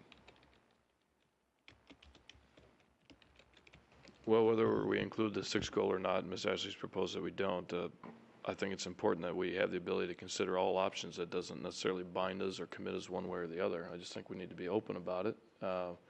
And so I would hope that we not get too hung up on some of this here this evening, but by the same token, I don't think we should draw any conclusions here this evening as well. And I would comment, I think Mr. Poland leaving the possible in there with Mahaffey and Northview as I was contemplating Ms. Ashley's motion, because my instinct was to leave the 6th, add the 6th goal in there. I think maybe it's accomplishing much the same thing by leaving the Mahaffey and Northview in there as possible. I read those as they're all on the table, even though maybe different degrees at this point. But, I mean, my consideration is if you look at the goal, at the boundaries actually, you've got one little section there that's probably less than a half a mile from Woodland, but yet we may be bringing people from the Washington area over to the new elementary school. And if we're trying to maintain our neighborhood, type of a concept of elementary school, to me that doesn't make sense. So that's the only reason I want to give the proper consideration given to that. And so along those lines, whether we have minimizing subdivisions in there or not to minimize them as a goal, I think it goes back to the fact we may have to do that. We'd like not to, but we'll have to see how it all comes out, and it may include more schools than what we suspect. I don't know. I just think we need to be open. And I think the way that number 3 is written, it includes the possibility of addressing issues at those other 2 schools. So I don't see the need to change the description between probable and possible. How about possibly probable?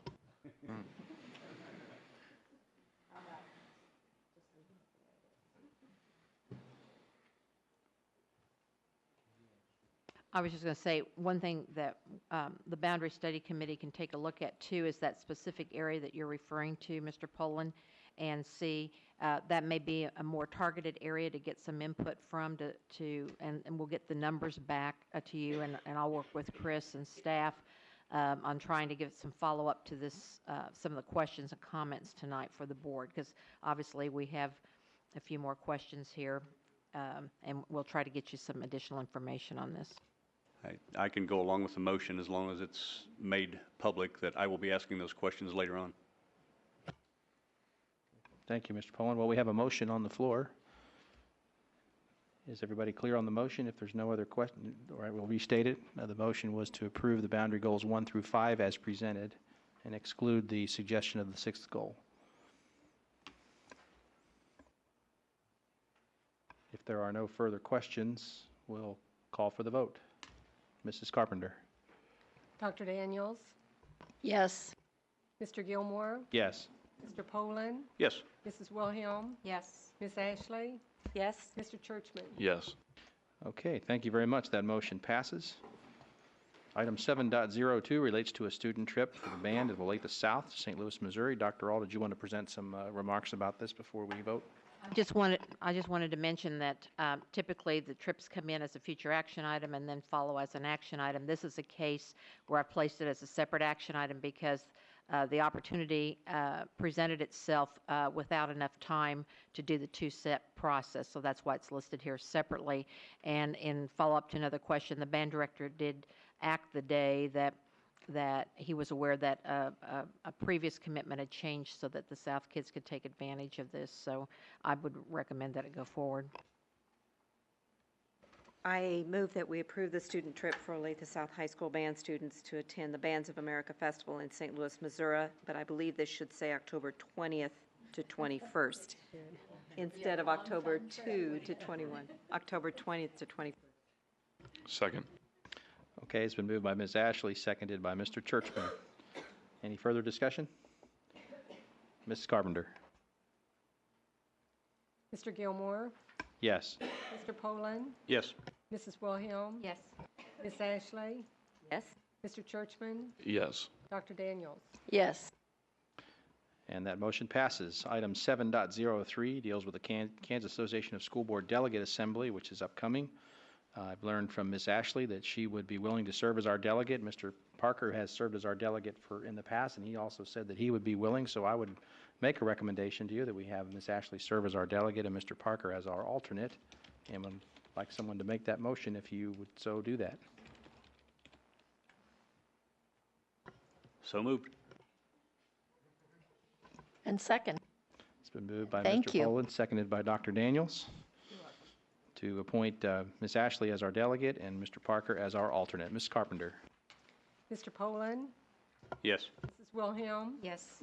Miss Ashley, Yes? Mr. Churchman, Yes. Dr. Daniels. Yes. Mr. Gilmore. Yes.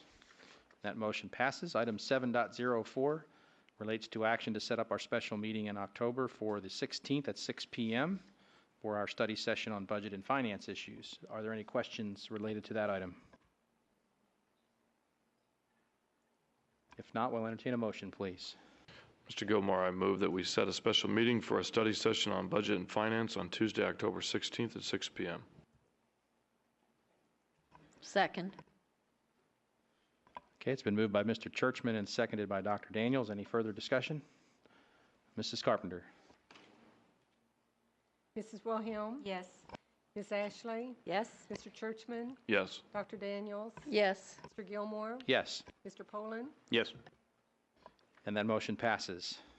That is all of our action items. We're on now into future action items. Section 8, and board members, I'll just ask of the 16 items listed there, is there anything that you have a question or comment on, or anything that staff could work on between now and our next business meeting?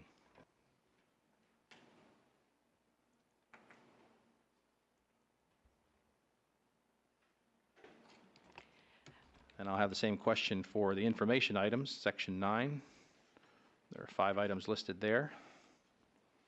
If I could, I'd just like to comment on the Parent Leadership Initiative, just to say that we've gone through the initial training session, and it's been well received, a lot of enthusiastic results back just from the initial standpoint, and it's something that I think the board should take pride in the fact that we've initiated, so I commend us for doing that. Okay, thank you, Mr. Poland. Will we be having a presentation on that at some point in time? I know we had one last year, but to see how our program was structured?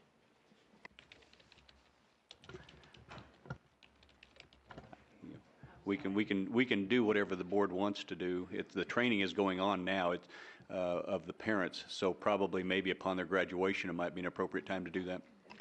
That's a good idea.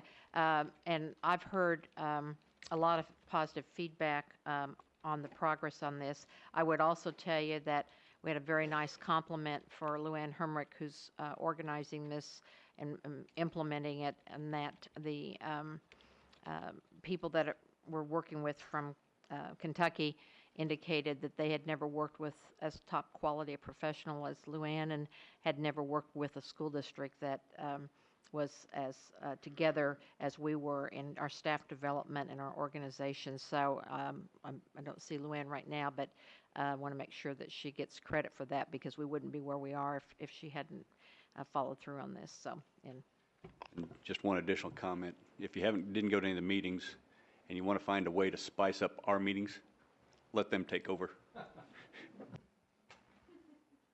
So noted, Mr. Poland.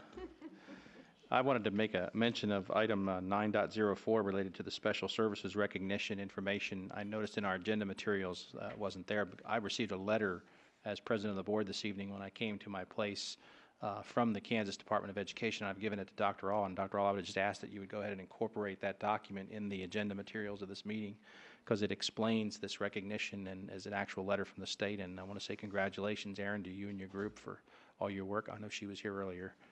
There you are. And Dr. Renaud, thank you all very much. We really appreciate all that you do, and it's well-deserved.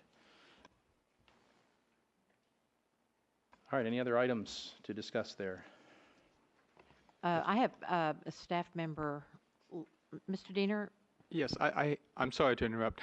Mr. Gilmore, we do have, for the audit this evening, we do have a representative from Lowenthal, Singleton, Webb, and Wilson, and didn't know if the board wanted to hear from them at all, because the board will be asked to approve the audit next month. And this would be the opportunity to hear from them and make any comments back that you might want to. So I'm just saying that that's an opportunity that exists this evening. Okay, so our audit representatives from our audit firm are here, and if we have any questions or comments related to the audit report, which was in our agenda materials, this is an opportune time to do that.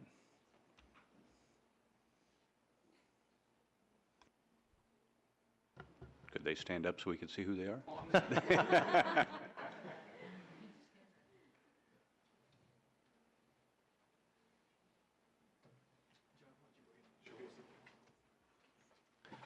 Although Gary's already indicated, this is Miss Audrey Otterman, and she is a partner at Lowenthal. And you may not have seen Audrey before. I believe this is the first time she's presented the audit to you, but she has led the audit for several years, as long as her firm has been here at the district. And as Gary pointed out, we're not asking to accept the audit tonight. We just want to give you an opportunity to ask her any questions and have her give a few brief comments. Good evening. As he said, my name is Audrey Oderman. I'm with Lowenthal, Singleton, Webb, and Wilson. This is the 5th year that we've worked on the audit. It's been a very great privilege for us each year to work on the audit.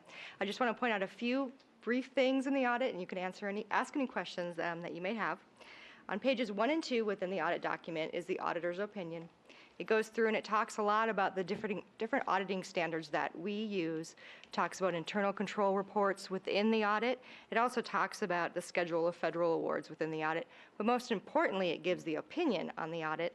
And that's in the 3rd paragraph on page 1.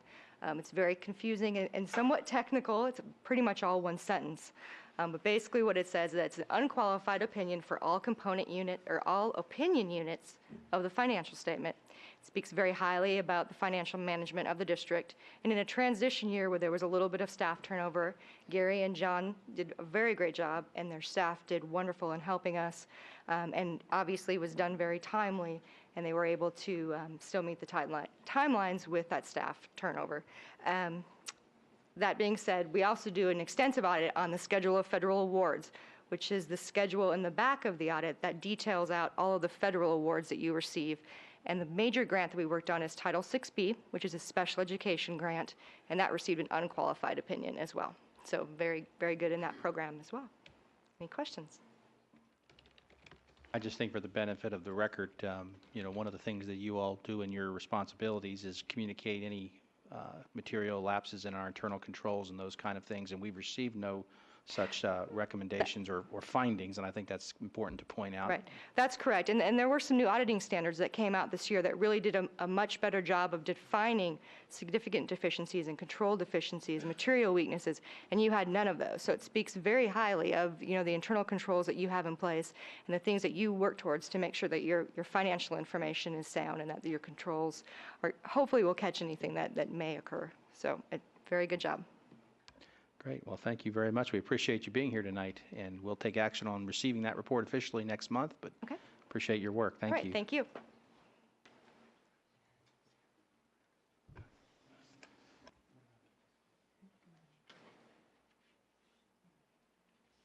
Last item on our agenda is not an action item, but although we are going to take action to adjourn to executive session, and Dr. All, about 30 minutes to begin that process, do we think? For the benefit of those in the audience and the media, we're not planning to take any action after the executive session. It's just an executive session meeting, and then we'll adjourn after we're through.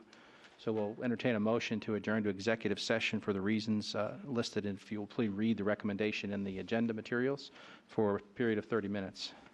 Mr. Gilmore, I move that we recess to executive session to discuss personnel matters of non-elected personnel, to protect the privacy interests of the individuals to be discussed, and to consult with attorney on matters deemed privileged in attorney-client relationship, to protect attorney-client privilege and the public interest, and for preliminary discussion relating to the acquisition of real property, to protect the public interest in obtaining the property to return at regular session at 8:25 p.m. I second the motion. Okay, it's been moved by Mr. Churchman, seconded by Ms. Ashley. Ms. Carpenter? Ms. Ashley? Yes. Mr. Churchman? Yes. Dr. Daniels? Yes. Mr. Gilmore? Yes. Mr. Poland? Yes. Mrs. Wilhelm? Yes. Motion passes, and we are adjourned to executive session.